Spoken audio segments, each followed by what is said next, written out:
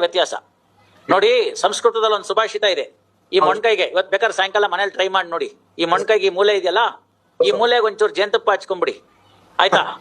ಅದು ಯಾವ ತರದ್ದು ಯಾವ್ಯಾವ ಯೋಗಾಸನ ಇದೆಯೋ, ರಾಮದೇವ ಹೇಳ್ಕೊಟ್ಟಿದ್ದೋ, ಪತಂಜಲಿ ಅವ್ರು ಹೇಳ್ಕೊಟ್ಟಿದ್ದೋ ಎಲ್ಲ ನೋಡಿ. ಇದನ್ನ ನೆಕ್ಕಕ್ಕಾಗುತ್ತಾ ಅಂತ ನೋಡಿ, ಪ್ರಯತ್ನ ಮಾಡಿ, ಗೊತ್ತಾಯ್ತಲ್ಲ?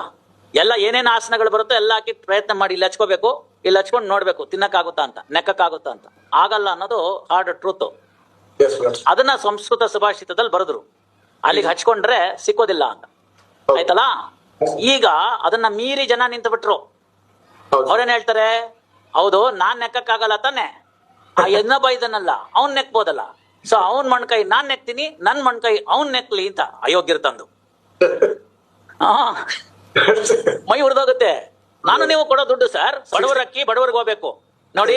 ನಾನು ನೀವು ಭಗವಂತ ನಮ್ಮನ್ನು ಚೆನ್ನಾಗಿಟ್ಟಿದ್ದಾನೆ. ನಿಮ್ ತಂದೆಯವ್ರು ಮಾಡಿದ ಪುಣ್ಯ, ನಿಮ್ ತಾತ ಅವ್ರು ಮಾಡಿದ ಪುಣ್ಯ ಅನ್ನ ತಿಂತಾ ಇದೀವಿ ನಾವು ಇವತ್ತು. ನಾನು ಅಷ್ಟೇ, ನಮ್ಮ ಮನೆಯಲ್ಲಿ ಯಾರೋ ಪೂರ್ವಜರು ಮಾಡಿದ ಪುಣ್ಯ, ಒಳ್ಳೆ ಸ್ಥಾನದಲ್ಲಿ ಇದೀವಿ, ಅನ್ನ ಸಿಗ್ತಾ ಇದೆ.